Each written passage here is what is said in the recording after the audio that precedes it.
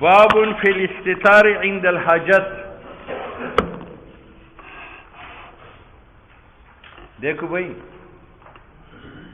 شرمگاہ کا چھپانا فرض ہے. شرمگاہ کا چھپانا فرض ہے اور اس کو ننگا کرنا حرام ہے.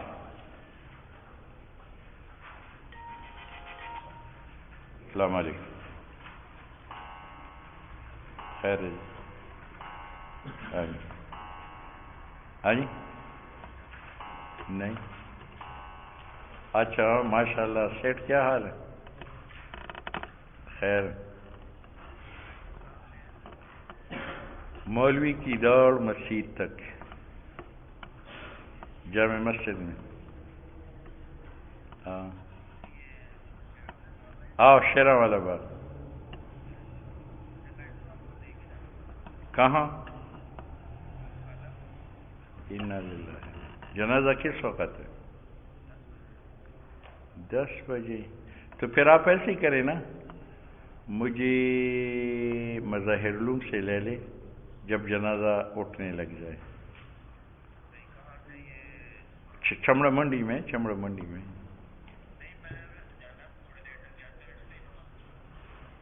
میں اس وقت تک اسواق پڑھاؤں گا نا. ہاں ٹھیک ہے. ہاں آدھی گھنٹے کے بعد کیا؟ آدھے گھنٹے میں تو آپ پہنچ جائیں گے. جنازہ کس ٹائم ہے؟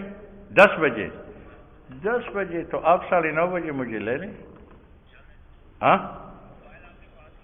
موبائل میرے پاس ہے. ٹھیک ہے. بڑے قبرستان میں جانا ہے؟ چمن شاہ میں؟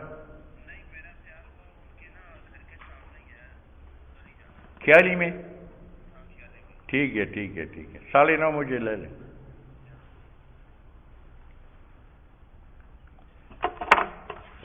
تو شرمگاہ کا چھپانا کیا ہے؟ فرض. اور شرمگاہ کو ظاہر کرنا حرام. ٹھیک ہے. لیکن ضرورت کی وجہ سے ننگا کرنا جائز ہے. وہ ضرورت کیا ہے؟ سائیکل پر سواری نہیں ہے کہ آپ نے پاجامہ باندھا ہے، سائیکل پر سوار ہے، ہوا نے دائیں بائیں کیا اور فلم دکھا رہے ہیں. وہ ضرورت ہے قضاء حاجت. وہ ضرورت کیا ہے؟ تو عورت کا چھپانا فرض ہے، ننگا کرنا حرام ہے. لیکن یہ فرض ضرورت کے وقت ساقط ہو جاتا ہے، یہ حرام ضرورت کے وقت حلال ہو جاتا ہے. وہ ضرورت کیا ہے؟ قضاء حاجت. ٹھیک ہے. ایک مسئلہ یہ کہ قضاء حاجت کے وقت عورت کو ننگا کرنا جائز ہے. اور دوسرا یہ ہے کہ جب آپ زمین کے قریب پہنچ جائے تو کپڑا اٹھا دے. ایسا نہیں کہ یہاں سے کپڑا اٹھا کر لیٹرین میں چلے جائے. اس لیے فقہا نے اس حدیث سے 2 قاعدے نکالے. ایک یہ کہ شرمگاہ کو ننگا کرنا حرام تھا لیکن قضاء حاجت کے وقت جائز ہے. تو انہوں نے قاعدہ نکالا الضروریات تبیح المحظورات. جب ضرورت پڑتی ہے تو وہ حرام کو حلال بناتی ہے. اب یہ قاعدہ کلیہ ہے فقہا کے نزدیک، الضروریات تبیح المحظورات. ٹھیک ہے. یہ اس حدیث سے نکالا. دوسرا قاعدہ یہ نکالا کہ جب ضرورت کی وجہ سے عورت کو ننگا کرنا جائز ہے تو یہاں سے ننگا کرنا جائز ہے یا لیٹرین میں زمین کے قریب پہنچنے کے بعد؟ زمین کے قریب پہنچنے کے وقت آپ دامن اٹھا لیں. تو اس سے قاعدہ نکالا الضروریات تو تقدر بقدر ضرورت. الضروریات تو تقدر بقدر ضرورت. جتنی ضرورت ہے اتنا حرام کا ارتکاب کرو، زائد کا نہ کرو. ٹھیک ہے. اب دیکھو یہ قاعدہ ہر جگہ چلتا ہے. یہ تبلیغ میں چلا گیا، خدا کے راستے میں چلا گیا. کھانا پینا نہیں ہے. اب مرنے کے قریب ہوا تو گدا حرام تھا لیکن الضروریات تبیح محظورات، اس ضرورت لی تبلیغی کے لیے وہ کھانا حلال کر دیا. قاعدہ چلا یا نہیں چلا؟ آگے الضرورت تو تقدر بقدر ضرورت، تو یہ پیٹ بھر کر کے کھائے گا یا صرف بھوک دور کرنے کے لیے؟ بھوک دور کرنے کے لیے. ہر جگہ یہ دو قاعدے چلتے ہیں. ٹھیک ہے، یہاں کوئی اختلافی مسئلہ نہیں ہے. آئیے مربعہ کے نزدیک شرمگاہ کا ڈھکنا فرض ہے، ننگا کرنا حرام ہے. ضرورت کے وقت جو قضاء حاجت ہے جائز ہے، لیکن بقدر ضرورت جب آپ زمین کے قریب پہنچ جائے. ٹھیک ہے یا نہیں ہے؟ دیکھو باب فی الاستتار، شرمگاہ چھپاؤ عند الحاجت، جب ضرورت پیش آئے. ضرورت سے مراد قضاء حاجت ہے.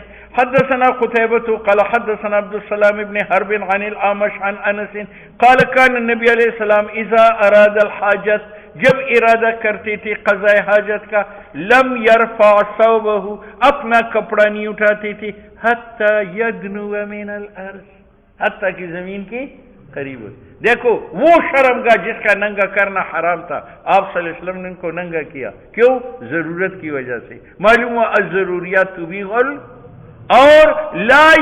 لم يرفع ثوبه حتى يدنو من الارض. اس سے دوسرا قاعدہ نکل گیا کہ الضروریات تو تقدر بقدر. بات سمجھ میں آ گئی؟ آگے اس کی سند میں ذرا بحث ہے، وہ غور سے سنو. ابو عیسیٰ کہتے ہیں یہی مسئلہ نقل کرتے ہیں محمد بن ربیعہ عن الأعمش عن انس هذا الحدیث وروا وکی والحمانی عن الأعمش قال قال ابن عمر كان النبی علیہ السلام اذا اراد الحاجہ، حضور علیہ السلام جب ارادہ فرماتے تھے قضاء حاجت کا، لم يرفع ثوبه، کپڑا نہیں اٹھاتے تھے، حتی یدنو من الارض، حتی کہ قریب ہو جاتی تھی زمین کو. اور دونوں حدیثین مرسلان. مرسل کا معنی یہ ہے، آپ اسی سند کو دیکھو، اعمش نقل کرتا ہے کس سے؟ انس ابن مالک. اعمش نقل کرتا ہے، حالانکہ تاریخ بتاتی ہے کہ حضرت اعمش کی ملاقات حضرت انس سے ثابت نہیں ہے. تو جب ملاقات نہیں ہے تو کس طرح سے حدیث پڑھ رہا ہے؟ معلوم ہوا کہ حضرت اعمش اور انس کے درمیان صحابی موجود ہے، اس کو اس نے حذف کر دیا ہے. بات سمجھ میں آ گئی؟ یہاں سند میں ہے کہ اعمش نقل کرتا ہے انس ابن مالک سے، حالانکہ اسماء الرجال بتاتے ہیں کہ حضرت اعمش کی ملاقات انس ابن مالک سے ثابت نہیں ہے. جب ملاقات ہی نہیں ہے تو حدیث کیسے انس سے پڑھ رہا ہے؟ معلوم ہوا کہ اعمش نے انس سے نہیں سنا، کسی اور استاد سے سنا، اس استاد کو حذف کیا ہے. یہ ہے ارسال. ٹھیک ہے. وَيُقَال، کہا جاتا ہے کہ لم يسمع الاعمش عن انس ابن مالک، کہ اعمش نے نہیں سنا انس ابن مالک سے، ولا من احد من اصحاب نبی علیہ السلام، نہ حضور کی کسی صحابی سے سنا ہے. بات سمجھ میں آ گئی؟ وقد نظر الى انس ابن مالک قال رأيته يصلي فذكر عنه حکایتا فی الصلاة. بس صرف حکایت ہے. اور اعمش کا نام سلیمان ابن مہران ہے، کنیت ہے ابو محمد کاہلی، وہو مولا لہم. یہ کاہلی جو اس کو کہتے ہیں یہ نسب کی وجہ سے نہیں ہے، بلکہ بنی کاہل کا یہ آزاد کردہ غلام تھا. آگے مسئلہ یہ ہے، قال الاعمش کان ابی حمیلا فورثہ مسروق. یہ جملہ ذرا سن،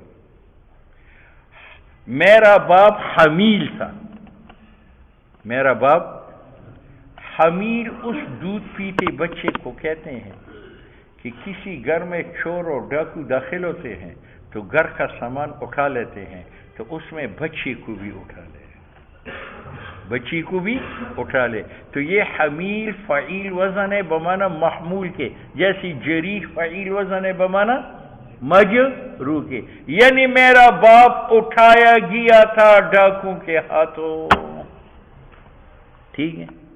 اب یہ ایک مسئلہ ہے، اس بچے کو ڈاکو نے سامان کے ساتھ اٹھا کر اس قبیلے میں لے گیا، تو یہ بچہ کیا کہلائے گا؟ حمیل. ٹھیک ہے. اب اگر ایک عورت کہے کہ یہ میرا بیٹا ہے تو پھر یہ اس عورت کا اور اس کے خاوند کا وارث بنے گا یا نہیں بنے گا؟ تو امام شافعی رحمہ اللہ فرماتے ہیں کہ جب عورت کہے کہ یہ میرا بیٹا ہے، چور اٹھا کے لائے ہیں، اس کے بعد اگر وہ عورت مرے یا اس کا خاوند مرے تو اس حمیل کو ان کا وارث بنایا جائے گا۔ بات سمجھ میں آئی؟ امام ابو حنیفہ رحمہ اللہ فرماتے ہیں کہ اگر ایک عورت دعویٰ کرے کہ یہ حمیل میرا بیٹا ہے فلان خاوند سے، تو اگر عورت بینہ پیش کرے، گواہ پیش کرے، تب تو یہ اس مرد کا وارث ہے جو عورت کا خاوند ہے، اور اگر گواہ پیش نہ کرے تو اس مرد کا یہ وارث نہیں ہے، عورت کا وارث ہے یا نہیں ہے؟ تو امام صاحب کہتے ہیں کہ اگر عورت کی ورثہ نہیں تھے تو پھر یہ وارث ہے، اور اگر باقی ورثہ تھی تو یہ وارث نہیں ہے۔ بات سمجھ میں آ گئی؟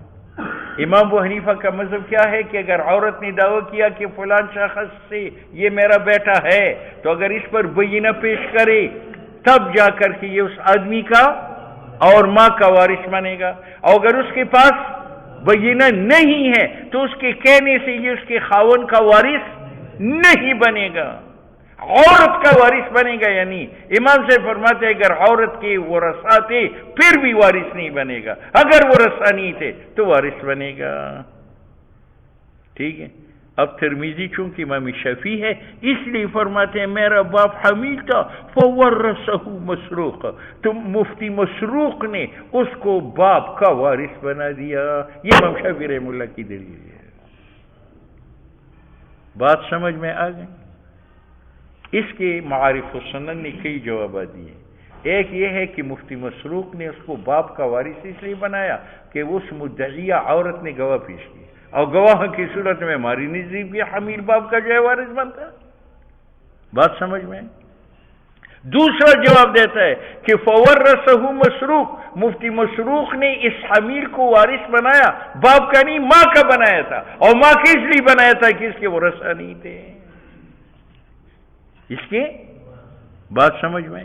تیسرا جواب معارف السنن نے دیا ہے کہ مفتی مسروق مفتی ہے، ہم اس کے پابند تو نہیں ہے، اس نے اپنا فتویٰ دے دیا، ہم نے اپنا فتویٰ دے دیا، ہم اس سے کم تو نہیں ہے۔ بات سمجھ میں آ گئی؟ باب کراہیت الاستنجاء بالیمین۔